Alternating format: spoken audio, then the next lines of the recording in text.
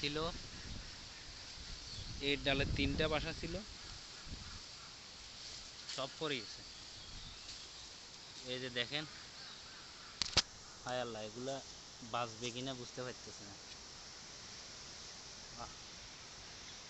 খুবই করুণ অবস্থা, এগুলো তো বাঁচার মতো কোনো দেখতেছি না। বাচ্চাগুলো আমি নিলাম, যেহেতু ডাল ভেঙে পড়ে গেছে, এখানে আর মা পাখিটা আসবে না, দেখি এগুলাকে বাঁচানো যায় কিনা।